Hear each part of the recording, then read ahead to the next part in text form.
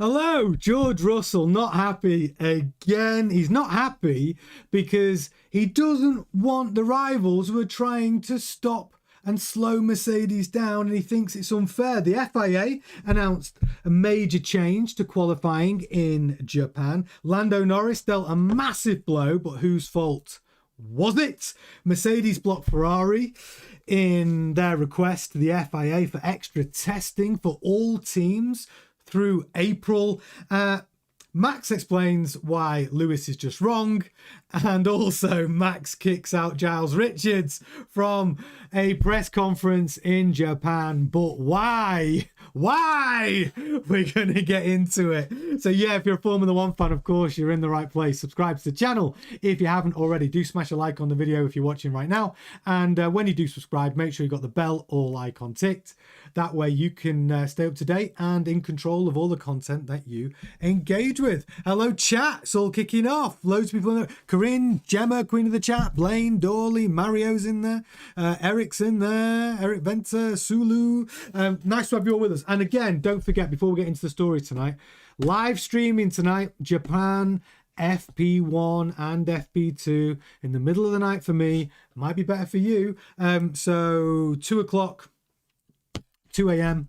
and 5:30 a.m. for me tomorrow morning. So we will get to see any improvements or upgrades that have been brought to Japan. Did I say China before? I keep doing that. That's been brought to Japan. We will see. Okay, so first story. It's not fair. So George Russell fires criticism at F1 rivals, saying it's not right. He's basically saying it's not fair. What is he moaning about now? What is George moaning about now? Well, I'll tell you. Okay, so George, does he have a point? Is my question to the chat. So George Russell's criticised rival F1 teams for trying to slow Mercedes down at the start of the 26 season. They've had 1-2 finishes, haven't they? Across the opening 2 rounds. Mercedes, everything's looking great. The car's handling well. The drivers are doing great. Very dominant. Happy time to be a Mercedes driver. But when asked if he felt Mercedes has a target on their back, Russell replied, "That's just how sport goes, to be honest. That's always been the case. We've worked so hard to get ourselves in this position, and the best team should come out on top. We've obviously had 4 years of struggle. There have been 2 other teams over 4 years who have dominated and won. Mercedes were not one of them.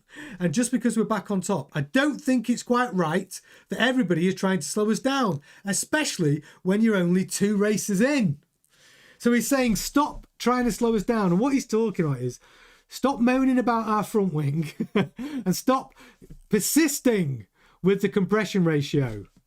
Accusations. We saw Lewis Hamilton after Melbourne say, have the FIA done enough? Are they looking at this properly? Yeah, so it's an interesting time to be at Mercedes because the compression ratio thing, is it solved? They've got new tests coming in from the 1st of June, which means the compression ratio tests will be measured at hotter temperatures, 130 degrees. Are Mercedes confident that their engine is going to pass those tests? I think Toto Wolff seems pretty confident, actually, that they will pass. So that's the first thing. The second thing is this complaint about their front wing. We talked about it on last night's show. So Mercedes have got a front wing, and the rules about the front wing are that for the movement from zero drag to drag, the 2 positions, A and B, that movement should take no longer than 400 milliseconds. The problem is Mercedes have got a front wing that basically has a 2-phase movement. So it does a movement within the 400 milliseconds, and then it does a further movement after that. So the question is, does the movement of the wing have to be completed within 400 milliseconds, or is there a stipulation of how far the wing has to move in that 400 milliseconds? I don't know. You may know better than me if you've been studying those regulations, which, to be honest, they're long and boring. But I have tried. But on this one, I'm not sure there's been a regulation to actually cover this. They've just said that the movement of the wing has to be 400 milliseconds. And the job of the Formula One engineers is to look for loopholes and exploit those loopholes to their advantage. That's what drives a lot of the development in Formula One. So this is what Russell's talking about. Some people say it's just Russell moaning because he likes to do that. But actually, does he have a point? Are Mercedes ingenious engineers coming up with all these solutions? Are they just doing a better job than rival teams, which is why they currently have the best car, and everyone else trying to nerf the Mercedes car to bring them closer to them? I mean, all teams are always going to do that. It's happened since the start of Formula One. Every team's if you had to count how many protests that have been in Formula One over the last 20 years, there's hundreds. They do it all the time. And they're only protesting the teams that are quicker than them. So, yeah. Does he have a point? No. I don't think he has a point. I think that's the game. And I think that's the sport. I think if you're out in front and you're the number one team, yeah, of course you've got a target on your back. It's like, the king is dead, long live the king, right? Whichever team takes over at the front, everyone wants to kill the king because they want to be king. That's how it works. So I think Russell's got to accept that everyone is going to try and use every avenue they have available to them to try and close that gap. And if Mercedes I should say, developed an engine that is protestable, they'll protest it, especially because they're out in front. If Mercedes had developed an engine that's performing like Honda's engine right now, even with a compression ratio trick, no one would care. No one would even bother. They'd be like, I don't care what they're doing with the compression ratio. Look how far back they are. So it's only because they're out in front. Super chat in from Gemma, queen of the chat. Gemma says, look like he's wearing lipstick. Boy, George. Gemma, you can wear lipstick if he wants. He's allowed. But yeah, he is. Look, George. And he said, boy, George then. George Russell does like to have a little moan every now and then. And this is his year, isn't it? Like, he's probably looking at this year for the first time, probably the first time ever. He's going, I really have a chance to be world champion this year. We've got a great car. And I'm arguably the best driver in the team. For how long? I don't know. But right now, he is the number one driver at Mercedes. That's a fact. Doesn't mean that Kimi Antonelli can't beat him. I think Kimi Antonelli can beat him. I think Kimi Antonelli is going to be far closer to George than a lot of people think. It could be like the 2007 season when Hamilton and Alonso were driving for McLaren, and Alonso was arguably the best driver in Formula One at that. Well, certainly one of. I think Schumacher was probably the best, but certainly the top three. And then rookie Hamilton comes in and Fernando Alonso's like, what the hell is going on here? This guy's quick, and I think Kimi Antonelli could do the same thing this year at Mercedes with George Russell. I mean, I'd like to know what you think. Do you think Kimi Antonelli can beat George Russell this year? I've got a feeling. That Kimi Antonelli is going to push him. It is George's best chance. It is George's best chance for winning a World Driver Championship that I've seen anyway. But yeah, I just thought it's funny that he's already thrown his toys out the car. You've got the best car, enjoy it. And also Mercedes doing something else, which is another story we got a little bit later, where they're trying to block Ferrari from utilising this gap in the calendar that's unforeseen gap because of the problems in the Middle East, which means we've cancelled the Middle Eastern Grand Prix. So we've got this 4 to 5 week gap in April. And Ferrari is saying, hey, let's have a test. Seems like a good idea to me. But Mercedes are like, no! No with your extra tests for everybody. But we'll come to that in a minute. Blaine says, I've never seen skin so clean. Yeah, David Tringle. I love that comment. Not for long, because I think Kimi's going to beat him. I think Kimi is. I think they got the same car. That's the one thing at Mercedes. They don't. Each car has the same upgrades. I don't think they give just upgrades to one driver. I think Mercedes are very fair with the cars. And also, you've got to remember, Toto Wolff's got skin in the game, hasn't he? Kimi Antonelli's his guy. He manages him. It's like his nephew or something. It's the way he puts his arm around him. He's protective of him. And he's very fond of Kimi Antonelli. He's not going to give Kimi Antonelli a worse car than George Russell. No chance. No chance. So, yeah. I think it's going to be an interesting battle between those two. And you know what my prediction, if you're watching the show last night, you know I've already predicted Kimi Antonelli is my pick for P1. This Grand Prix in Japan, I think he's going to win it. I think George Russell, I don't know why, I think George Russell's going to have another problem with his car. Dawley says if George wasn't an F1 driver, he'd be a mountain of a man. I think if George wasn't an F1 driver, I think he'd be I think he's dead tall, isn't he? But I think he'd be sort of like, maybe like a fashion model. Or a paddle player. Ping pong, tennis. I don't know. But he is a Formula 1 driver, that's what he is, and I think he's pretty good. Old Guy Chat, hi, also I was diverted by the Northern Ireland versus Italy match, family ties in Northern Ireland. Anyway, WC World Champion George was always a bit grumbly. Yeah, I think so. I think he is. I have a green plan. Boy George will be gone next season. Max will be at Merc. Kimi for the title this year. Oh, Ivor. Kimi for the title this year. Bold. I think you get good odds on Kimi right now. I think George is a Formula 1 stalwart. He's going to stay. And he should do, because as much as I'm teasing George, and I think he's a little bit like a school, like head boy, prefect type character, I do think he's a very good driver. I think he's a very fast driver. I think he's got to the point in his career now where he's actually become quite a complete driver. He doesn't make many mistakes, George. Last season, I don't think he made hardly any mistakes. He stays out of trouble. He's a top driver, no doubt about it. Kimi Antonelli might be faster on pure speed, but Kimi needs a little bit of time to make better choices to become the complete article. But George, yeah, I'd say George is a pretty complete Formula 1 driver for me. Sema says he's a whiner. Yeah. He might whine, but I think this is. I think the safe money, if you're a betting man, the safe money I'd say is on George. Yeah, it's on George. But right, I need to give you a quick update on this as well. The FIA, big announcement today. So the FIA announced major F1 qualifying change for the Japanese Grand Prix. And it's the Japanese Grand Prix only.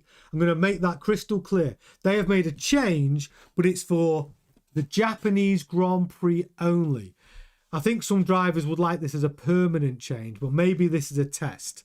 So what are they changing for qualifying at the Japanese Grand Prix? So the FIA issued a statement to confirm a crucial change to qualifying at this weekend's Japanese Grand Prix. The FIA said following discussions between the FIA, F1 teams and power unit manufacturers, a minor adjustment to the energy management parameters for qualifying at the Japanese Grand Prix have been agreed with the unanimous support of all power unit manufacturers.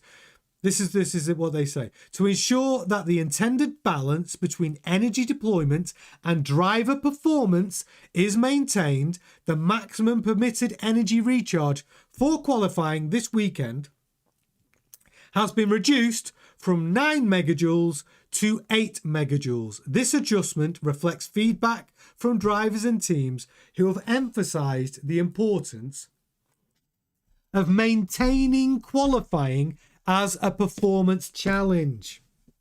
The FIA notes that the first events under the 26 regulations have been operationally successful, and this targeted refinement is part of the normal process of optimization as the new regulatory framework is further validated in real-world conditions. I love that statement. What they're basically saying is, hey, listen, we are making this change, but don't think all of our regulations are crap, because just to be clear, our regulations are doing pretty okay, thank you, unless you listen to Max Verstappen and Carlos Sainz, who have a different of opinion, and maybe Esteban Ocon and a few others. But ultimately, they don't want that bad PR, so they had to put that in there. The FIA have delivered, operationally a brilliant series. Right, so the FIA, together with F1 teams and power unit manufacturers, continue to embrace evolutions to energy management, with further discussions scheduled in the coming weeks. Now, it's interesting because previously it was decided that there would be no wholesale changes in this campaign. So no sweeping big decisions, no wholesale changes this early on, which is why they have stressed the point that this change is for the Japanese qualifying only. They are not saying this is going to be a change for all the following Grand Prix. I think it will be, though. That's what I think. I think it's a precursor to a permanent change. That's what I think.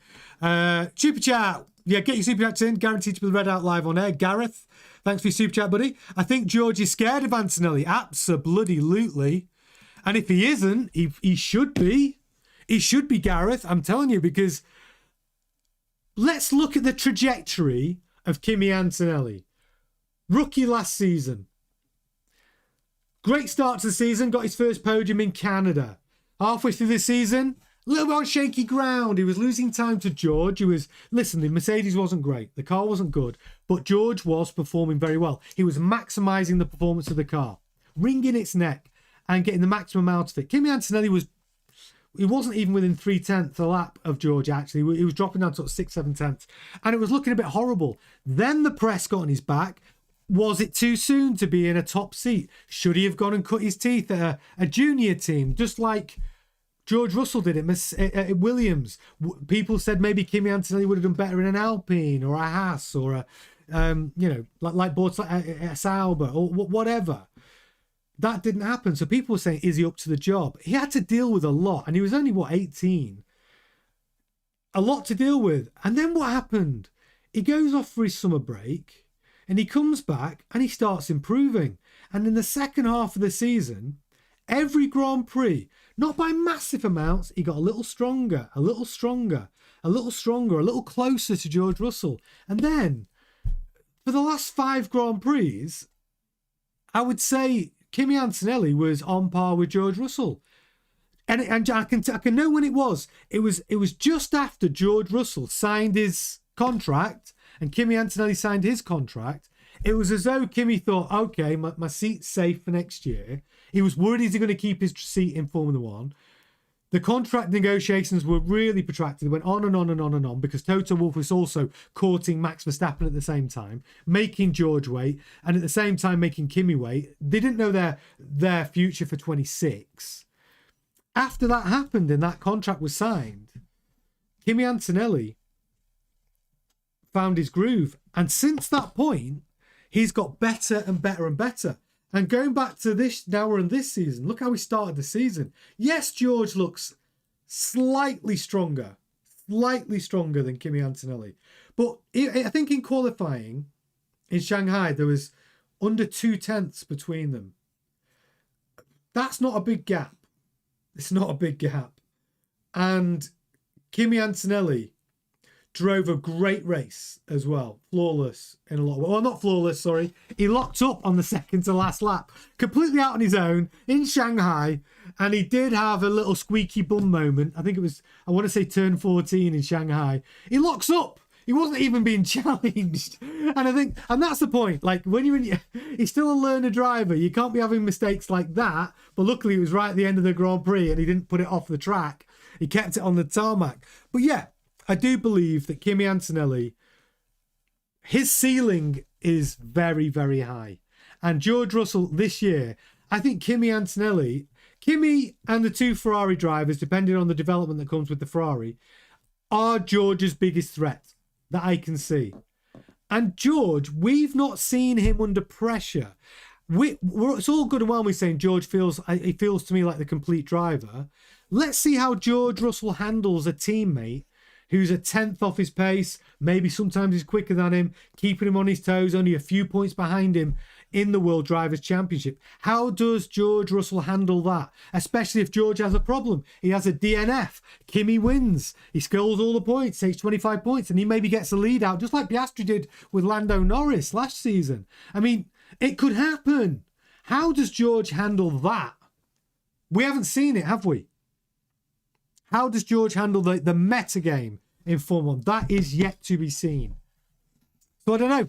It's not a guarantee.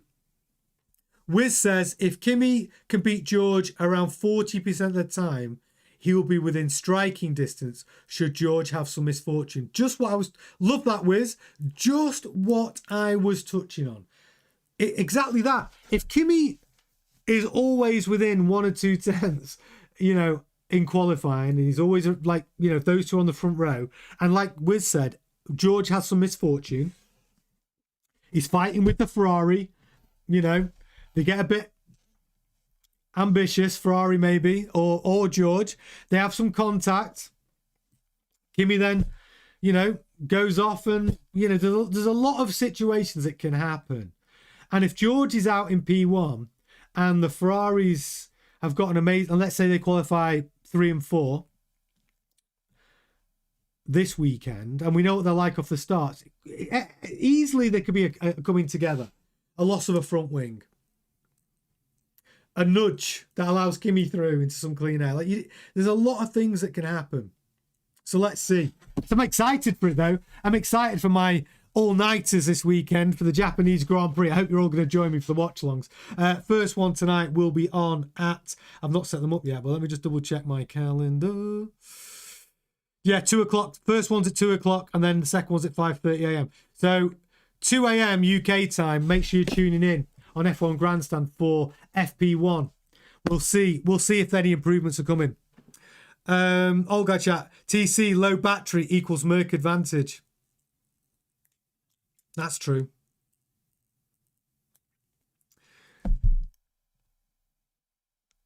A man says if he can qualify in front of Woody, he could break him mentally. You see that this is the thing, man. Right? George, you see, if George is winning the World Championship or the Driver Championship, it's almost like he's expected to do that. Anything less than that, the pressure builds. Kimi Antonelli isn't expected to do it. So if Kimi Antonelli somehow starts breaking out a little bit of a lead in the WDC, Kimi's like, I wasn't expecting to be here. And George Russell, the pressure, how does he handle it? I mean, we need to know. James says, I'm too busy for an all-nighter. No, James! You've got to be in. You've got to be in. 2 o'clock. 2 o'clock, mate. It's only an hour and a half. And then back at 5:30 for FP2. I mean, tomorrow night is a bit more of the business end because we've got qualifying tomorrow. Kev says, we're talking about them limiting battery regen to 8 megajoules. Why not just raise the fuel flow? Great point, Kev. Why don't they raise the fuel flow? What baffles me is those V6s are doing what right now? About, I want to say 500 horsepower or something like that, or 600 horsepower. Those V6s can do, we know from last year, can do over 800 horsepower. So I believe it's really a fuel flow issue of why they're not extracting the power out of that power unit. So yeah, it's a weird, I don't know why. Maybe it's something to do with the size of the fuel tanks. I think that might be it. I think everyone's optimized the size of the fuel tanks, and if the fuel flow increases and you're not allowed to refuel, I don't think they'll have enough fuel. Classic does things. They have compression ratios. So George, please don't get overboard. Yeah, exactly. George is funny. He's gonna have some comments. Fuel flow and compression ratio, Eric Venter says. Right. So Dawley says fuel flow isn't regulated, it's based on power density. So they haven't restricted fuel flow then. I guess it's more complicated. I do feel that there's an element of how much fuel the cars carry is part of it.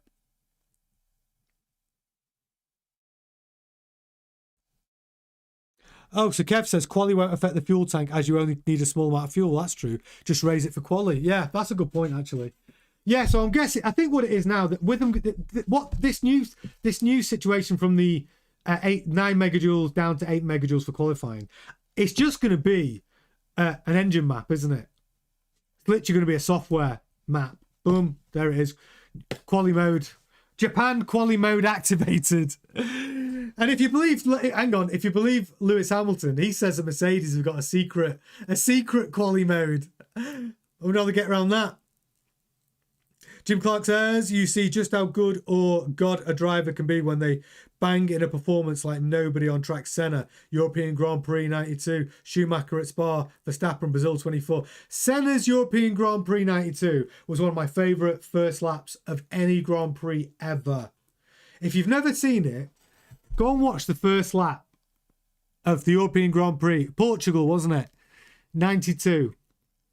You see how Senna, what Senna actually did in that first lap. Some of the greatest driving I've ever seen in my life. I'm sure it's on YouTube. Don't watch it right now. Yeah, Lewis, Singapore 2018. Verstappen, Brazil 24. Yeah, I mean, what about Checo, Sergio Perez in the Racing Point? Last to first. That was a hell of a race as well. James says wet race equals Lance P1. Maybe if the car can, if the Aston Martin can last. Listen. If you're an Aston Martin fan watching right now, I'm one of them. We're feeling the pain. Don't expect anything. Don't expect any points. Don't expect to finish the race, and don't expect the car to be that much better in Japan. I'm not sure it will be. We'll get a first look with Jack Crawford, by the way. Here's another good reason to watch my the watch long for FP1 at 2 o'clock in the morning later on, is because Jack Crawford's out in the Aston Martin. That Baggers Spanners Aston Martin. Can you imagine if Jack Crawford puts in some quick laps in that Baggers Spanners Aston Martin in FP1? I'm keen to know what he can do, actually.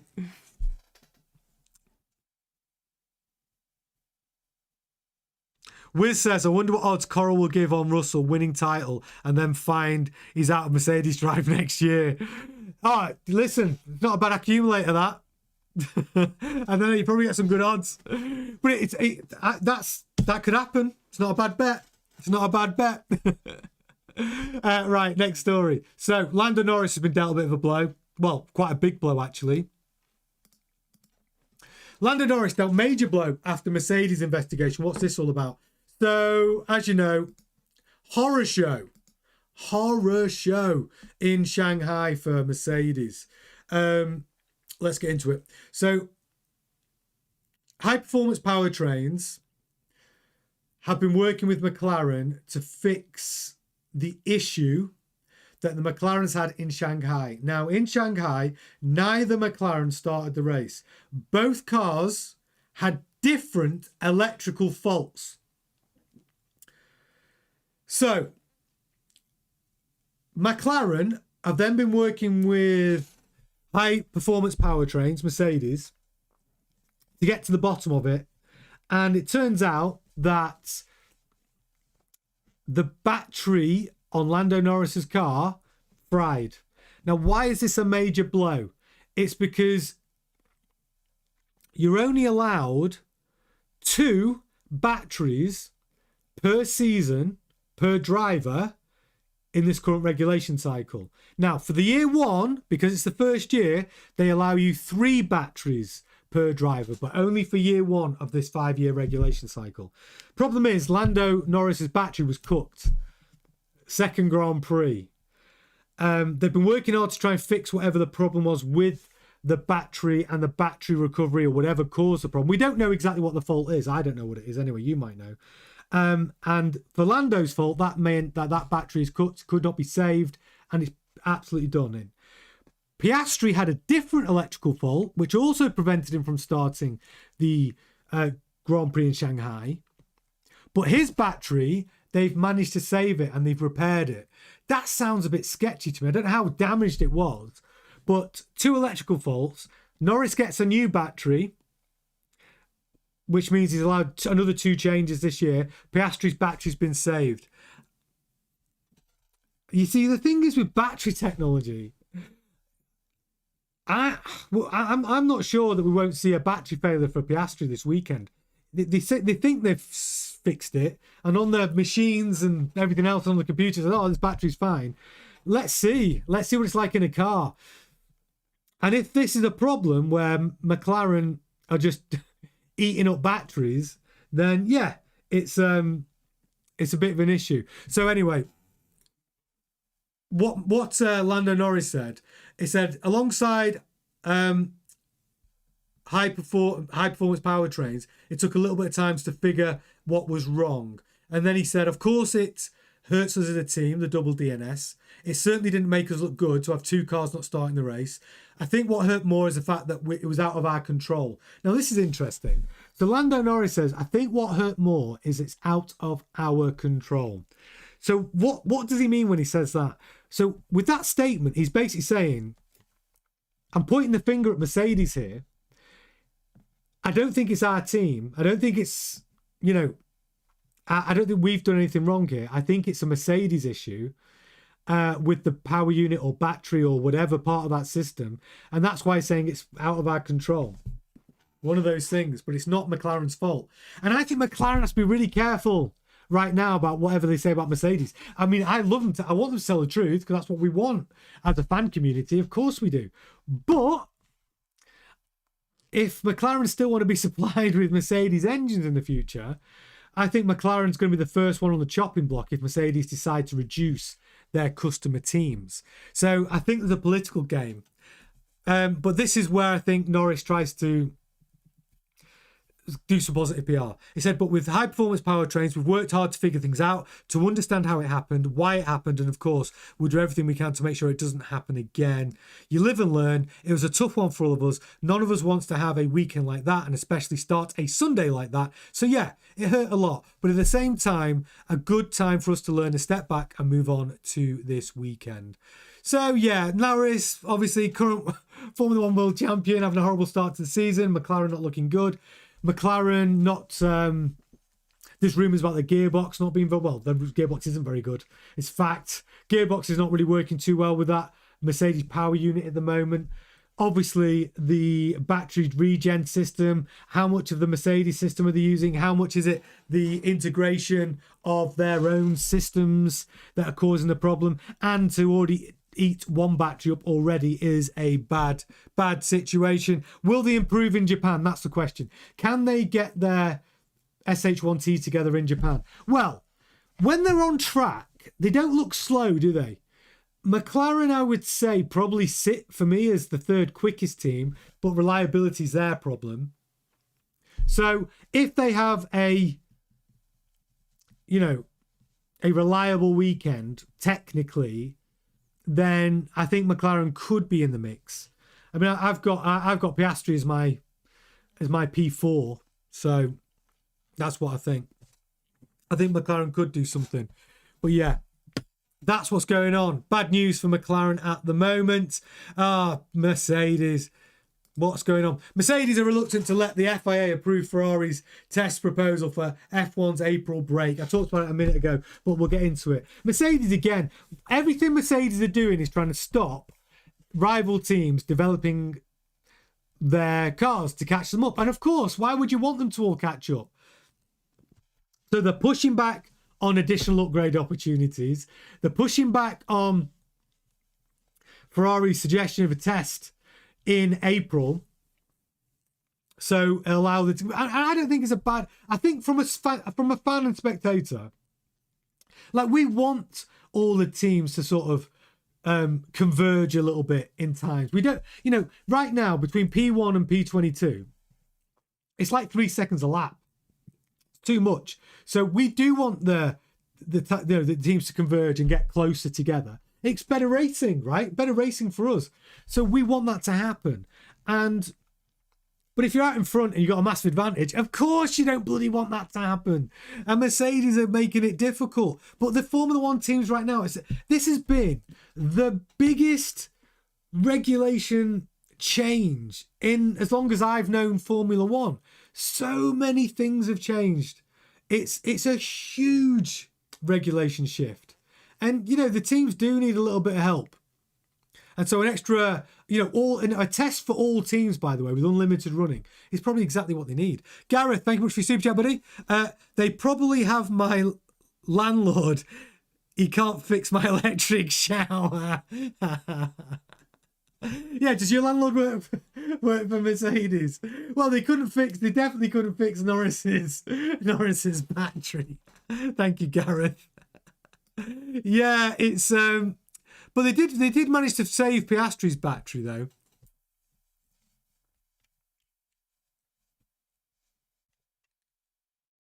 Jay Davis, welcome to the chat. If teams quit accusing Merck of cheating, maybe they'll be more willing to play ball. I can see why they don't help. I like this because it's an opposing view, and I like it because Mercedes haven't been caught cheating yet, have they? And this is the truth. It's until it's proof, innocent till proven guilty. There's rumours and speculation.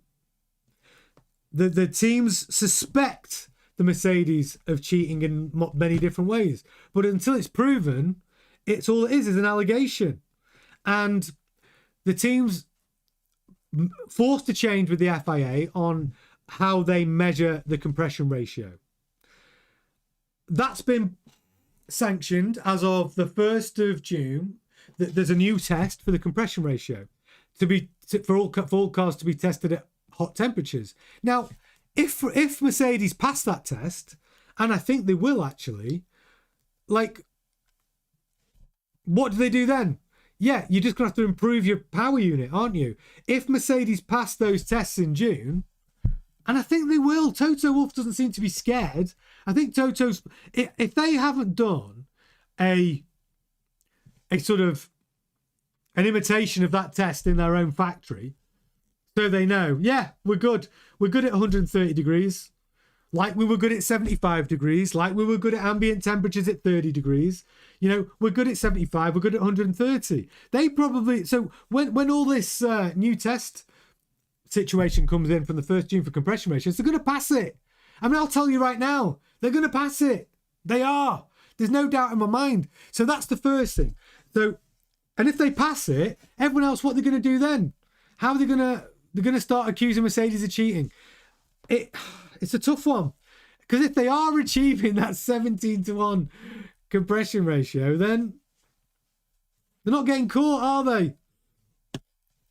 But the front wing's a different matter, because as soon as the FIA rule on that, whether they're allowed to be phased movements of the front wing, then all teams will then take that to the extreme. Because if there's no limit of those phased movements on the wing, well then, how many phases is optimal? Just because Mercedes have got a 2-phase movement, could a 3-phase movement be more optimal? So it depends what the FIA rule on that. They could say, no, we're only allowing 2 positions, A and B. That's it. And you need to move from A to B, and they're locked off positions, and it needs to move from there to there within 400 milliseconds, full stop. And that's what it could be. Jim says, it's a bit like transsexuals competing in the women's 800 meters. Oh, come on. Yeah, it's legal, but is it? It's the rules. No matter what hypothetical you put out there, whatever metaphor you want to use, if it's within the rules, it's within the rules, right, Jim? FIA have ruled it was a hydraulic issue. Oh, Kev, have they? I've missed it. They ruled on the Mercedes wing. So the Mercedes wing, it wasn't a 2-phase movement. It was just there was a problem with the hydraulics, so it wasn't completing its movement.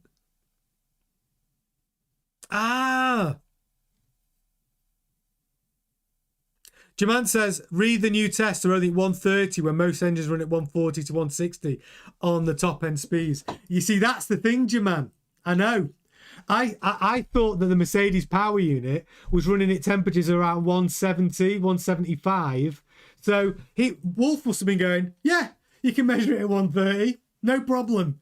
No problemo. I'm not doing a poll on that, Gemma. I know what you're all talking about. You're all trying to get me cancelled. And Kev says it's not cheating till you're caught. Does everyone want a poll? I mean, come on. Look, I hear what you're saying. I see what you're discussing. Keep it friendly. Zkev, yeah, Merck claimed it was a low hydraulic issue. Did they prove it, or was that just them lying? we had a faulty actuator. It just happened to move in a two-phase movement. We did get a benefit though, balancing the car going into the corner, because that would be cheating. To say it's a hydraulic issue when it was actually planned. Yeah, the rear wing's fine. Yeah, the rear wing, Eric's fine. It was the front wing, the front wing on the Mercedes. But yes, Ferrari. Yeah, so the test proposal. I actually think it's a good idea. This. So Ferrari. I'll give you the full story now. Ferrari suggested the F1 should hold a joint in-season test because of the cancellations of the Middle East Grand Prix. Ferrari have asked the FIA to lift the ban on in-season F1 tests, as they believe 5-week break now offers an ideal chance to investigate ways to better manage energy recovery with the 26 cars. That's, I think, pretty sensible. Mercedes do not want the FIA to accept Ferrari's request for a joint in-season test at Monza, but according to Next Gen Auto, Ferrari face oppositions from their F1 rival teams who do not share their desire for a joint in-season test. I mean, Ferrari suggests they do it in Monza. The FIA is expected to rule on allowing any in-season Formula 1 test in the coming days. It seems pretty sensible to me, especially if the FIA are trying to decide whether they're going to change qualifying modes, race modes. They're going to play with the battery energy recovery. Should it be 240 kilowatts? Should it be 340 kilowatts? Should it be 9 megajoules, 8 megajoules? Like there's a little bit, I think, of running they could do to maybe just dial in that a little bit better. But anyway, but the thing about Ferrari is they don't really care too much, because if everyone objects and Mercedes say no, which it looks like they are saying, then Ferrari do have another option. They are going to hold a filming day at Monza anyway. The difference between a filming day and a test is that on a filming day, you're only limited to 200 kilometers of running, which is okay, but it's not great, is it? Whereas if they did an in-season test day that was sanctioned by the FIA, one, all teams get to benefit from the test. That's the first thing. And the second thing is there's no cap on the amount of kilometres you can run. You can run dawn till dusk, baby. And if you're Aston Martin, you surely got to be going, yeah, please, yeah, we'll take that. We're behind you. We'll definitely take that in-season testing, because it's not just them. If you're Williams, yeah, please, we'll take that extra in-season testing day. We missed Barcelona. That would be brilliant. Thank you, sir. If you're Cadillac, yep, sir, yes, please, I'll take that in-season testing day, because we're going to benefit huge from that. You know, if you're Audi, yep, like, you know, Racing Bull, Red Bull, yep, like, I can't see anybody not wanting to do it that doesn't need that time on track. They all do. It's only Mercedes. And if all the teams want it, surely that's got to be a super majority. And Mercedes will just have to suck it up, Buttercup, and try and create an opportunity for the other teams to, one, sort out their own cars and their chassis and the power units and their own battery management, and just try and just get on top of it.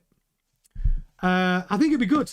Maybe Ferrari, well, yeah, you know, Ferrari are making great strides, and they're bringing upgrades every single Grand Prix. I mean, okay, they brought the same upgrade twice with the Macarena wing, but they brought it back again for Japan. They've improved it, and we're going to see it in Suzuka. They've got the Halo wing back. That's been sanctioned. They've got the little tiny little weird little transparent wing on the Halo stem to channel air. I think that's back on the car this weekend as well. They've done a new engine map as well, Ferrari. I can't wait to see that on track. New engine map to try and maximize or limit wheel spin and energy, just basically energy loss that's, you know, not productive. So Ferrari are bringing upgrades all the time. Good. Excited to see it. Yeah. Anyway, Monza's going to be an interesting one because energy management in Monza is going to be a shit show if they don't work it out. I mean, look at the straight on Monza. See how long that straight is? Could you imagine like the super clipping going into turn one? They need to sort whatever it is they got to do anyway. So Monza needs to be worked out for sure. Energy recovery is going to be tricky there as well. So yeah, that's Ferrari's plan. I would support it personally. Gemma says, Aston Martin want help from Merck cheating on their homework. Thanks for your super chat, Gemma. No matter what you put in your super chat, guaranteed to be read out live on air. But yeah, you're right. Aston Martin do want help from Merck. They want to know how to cheat on their homework. What they need is Honda needs to work out how to cheat on their homework. Oh, they just need to stop the vibrations. Are they going to be able to do it though? I don't know. So yeah. Anyway, next story. Max Verstappen has already explained why Lewis Hamilton is wrong about the 26 F1 regulations. Very quick on this before we get into what else through the Max story. Max Verstappen and Lewis Hamilton on two very different ends of the spectrum when it comes to views of the 2026 regulations. Now, this is Max. He said, happens in karting all the time, back and forth, back and forth. No one ever calls it yo-yo. Sorry, this is Hamilton. I'm reading out the wrong one. I want to read out Max first. So, Max statements are... Oh, I've lost it. Max basically said, it's like Mario Kart. It's not fun. We should be able to drive the cars to the limit, and it's not real racing. And anyone that thinks this is real racing doesn't understand Formula One. He basically said every fan that likes it's an idiot. Paraphrasing, that's Max. Right, now let me tell you what Hamilton said. I like Hamilton's comments actually.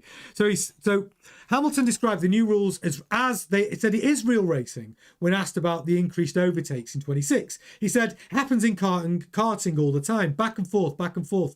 No one ever calls it yo-yo racing. It's real racing. So whoever is coming out with that, then well, yeah. Yo-yo racing is exactly what Verstappen called the rules after the Chinese Grand Prix via the New York Times. He described them as anti-racing, not a lot of fun, before launching into further attacks. He did all that. He said a lot of things. He said, if someone likes this, then you don't know what racing is about. It's not fun at all. It's playing Mario Kart. This is not racing. You are boosting past, then you run out of battery the next straight. They boost past you again. For me, it's a joke. That's Max's feelings, right? But Hamilton's said very different things. And he also said, and this is what he said today. He said, of course, there's bits I don't love. The deployment and the lifting and coasting, that bit we're having to do is not at all ideal. But racing-wise, it's been really, really fun. That race I had with Charles just in the second race was one of the most fun races I've had, I think. Other than that, it was maybe me and Nico Rosberg in Bahrain many, many years ago. So I just hope we get more of that because that's what racing's about. It's like back and forth rather than one overtake and then it's over. So I personally enjoy that. My point that I was making earlier is that in karting, it happens in karting all the time. Back and forth, back and forth. No one ever calls it yo-yo racing. It's real racing. Now, I don't like batches in Formula One, but I do love the racing that I've seen. And this is one of those conversations. It's like Messi versus Ronaldo. It's like one of the things that in a pub, this is never going to get solved because the purists will say it's not real racing. I hate it. And even though I don't want batches in Formula One, I try and look at it objectively, and I have loved the racing. I love the overtaking. I love the back and forth. It's a different element of skill. I love to see both Ferraris wheel to wheel racing each other. I love to see Hamilton racing George Russell. I'm really enjoying it. I'm really enjoying the racing, and especially when I've had to do these, the races have been on the middle of the night for me. It's kept me excited and awake, and the commentary has been vigorous and exciting and emotional, and I've enjoyed it. And the sprint race, we saw overtaking. We never see overtaking in the sprint race. The sprint races are boring. Wherever you qualify, it's just a DRS train, 20 laps. So yes, Hamilton. I'm Team Hamilton on this one at the moment. On the racing. But I would like to have that much racing without the batteries. I know. I am not a hypocrite. What's the word I'm thinking of? It's gone out of my head. A conundrum? No. It'll come back to me. My brain's gone. But I'm basically, I've got this duality of opinion on it, and it's how I feel. But I've loved the racing, and I actually think as well from the streams that we've done, I think a lot of you have liked the racing as well. If you're honest, I think a lot of you, even though you don't want the batteries in Formula One, some of you don't. I think you've enjoyed the racing because on the live streams you've been getting excited. I'm not doing a poll at this late stage, Gemma, but thank you very much for your super chat. There will be other polls coming tomorrow night for sure. But yeah, I do think hypocrite is accurate. Yeah, but it is what it is. And Thane, actually, I know why you're calling me out, Thane, is because you've always said you think this Thane has always championed this regulation cycle. Actually, gotta say, credit where it's due. He's always said, the hybrid technology is not going to be so bad. We should go with modern technology, and the racing might be great. And he's always been consistent as Thane. Same with he's always been consistent with his love for Christian Horner as well. He doesn't stop. But yeah, Sulu says, I for sure want the batteries in F1. Mario says, I love the racing too, but the Merc is too strong. Did a good job with this car and pure Ferrari. That's the thing. They have done a good job of this car. But Ferrari have done a good job of their car as well. And they will. I think Ferrari might catch him. Well, I think it's going to be closer this weekend. So make sure you're watching, because I think Ferrari are going to be closer this weekend than they were in Shanghai. And yeah, everyone keeps telling me, Mercedes have got more in the locker. Have they? Can they get even more power out of that power unit? Yes, Jim, I'm on for FP1. So if you're watching right now, take note. I'll set the stream up after this, but at 2 o'clock. I've got to remind myself. I think it's 2 o'clock.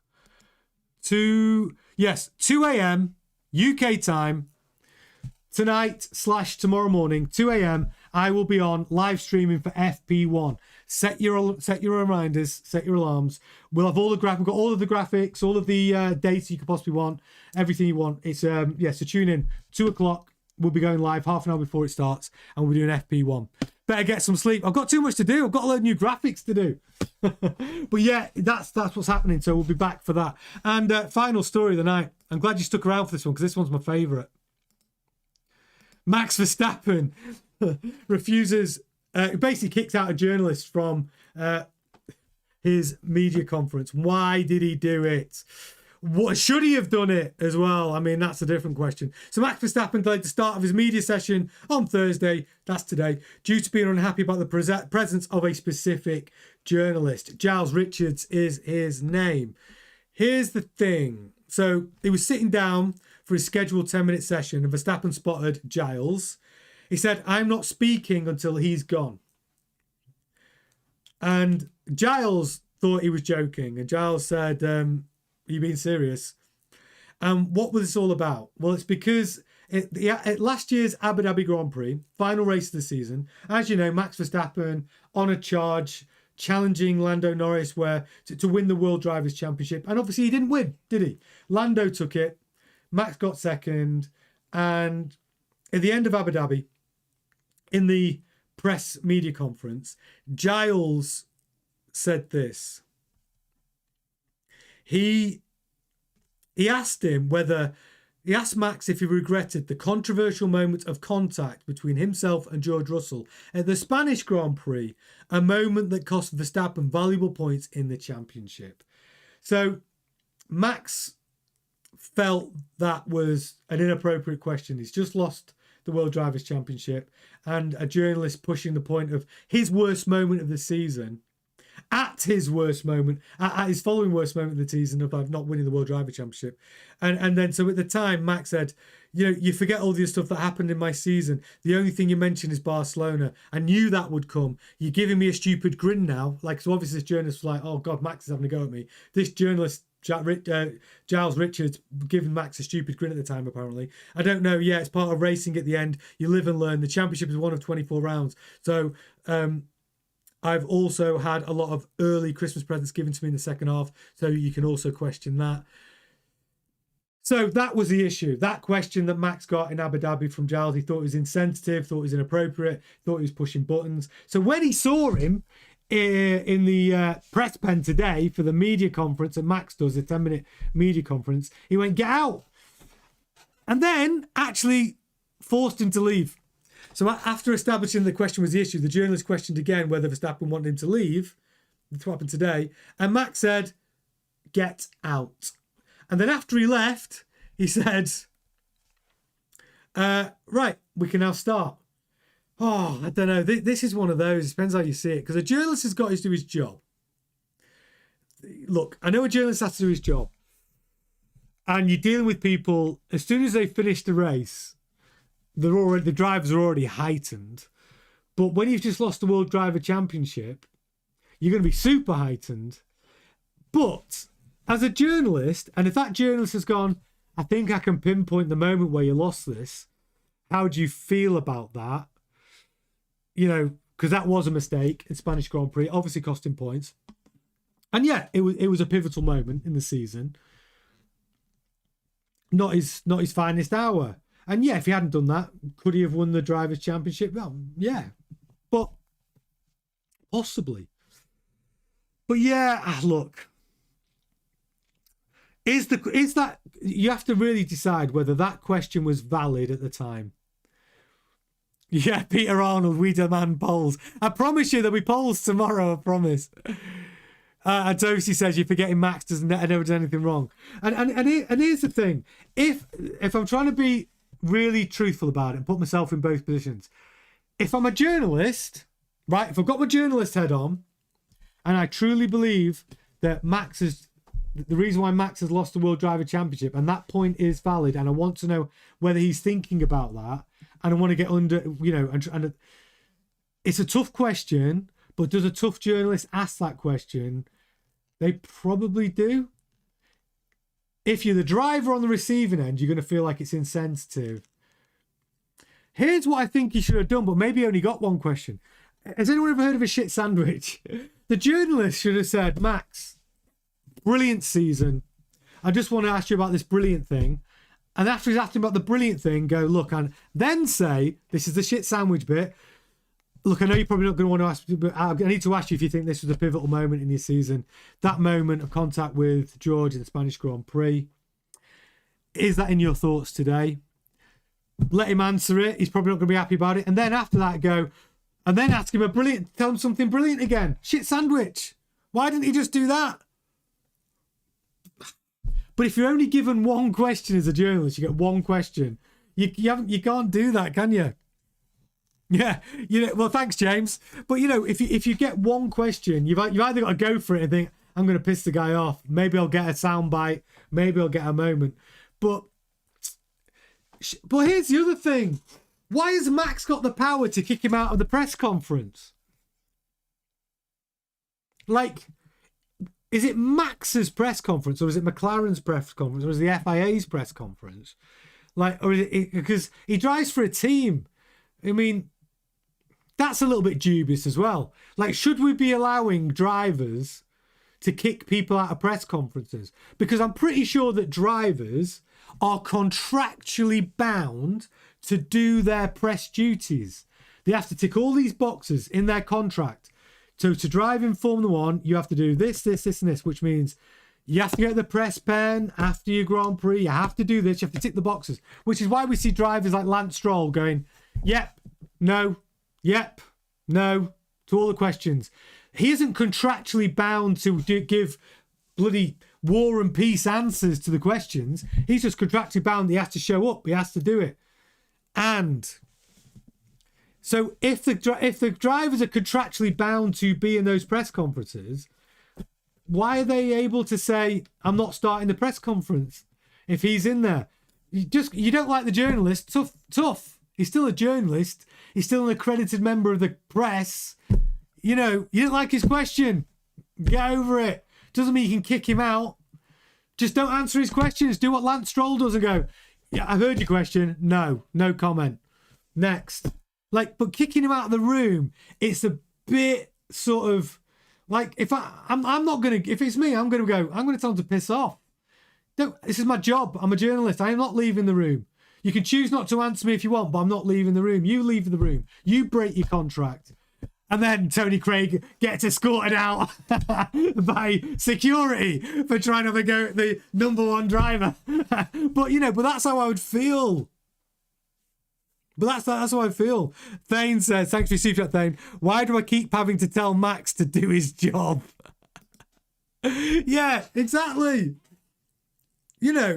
It's a good point, Thane. But I think that's it. If I'm doing my job, and I'm a journalist, I'm not going to leave the room. You're not going to talk to me like I'm a child. That's my job. If you don't, my job's to ask the questions. It's down to you if you answer them. That's really it, isn't it? That's the line. And the journalists, I guess, in this should be backed by the FIA, even Red Bull. That's what I think. Yeah, Toasty says, Max just acting like Senna did when he said, if you no longer go for a gap, yeah, you're not even a racer. Great quote. It's true. He was right, though. If you don't go for the gap, are you even a racer? But yeah, it's an interesting story. And I wish I probably, do you know what? In hindsight, I should have started with that story. It would have been a great poll. should the journalist been allowed to leave or go? That would have been a great poll. No, I should have started with that one. I got it all wrong tonight, guys. Well, I've gone on for a long time.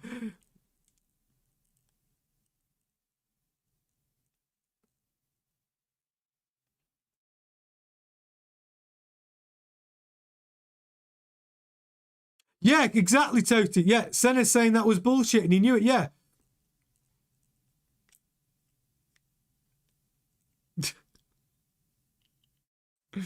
Yeah. Exactly. Yeah, exactly, Toasty. He said it to justify punting Prost, but to be honest, he said it because of what happened when Prost took him off in Japan. Actually, Suzuka, 1989 was it? 88, 89, 87, around there. Prost won the World Driver Championship by taking Senna off the track. Prost retired. Both McLarens off. Senna got back up, rejoined the racetrack. And finished the race, won the race from he rejoined P5, I think, won the race. He would have won the World Driver Championship. And then he got disqualified for the way he rejoined the track. Difficult. Yeah.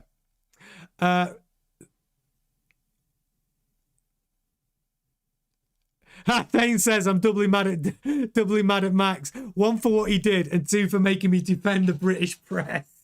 I know. Listen, it's very rare that we have to say the journalist's okay. It's true. Crackite said Max didn't make many mistakes. The Russell incident is his main one. Other things that cost him points, he did nothing wrong. Kimi wiping him out had nothing to do with it. Exactly. True. Great points, Crackite. Absolutely true. Yeah, exactly. Right. I've gone on for ages. I've given you an extra 20 minutes. I'm supposed to be 45 minutes. Sorry, I've kept you for ages. Thank you so much. I'm back though in a couple of hours. You're not getting rid of me. Set your alarms. 2:00 in the morning. FP1 Japan.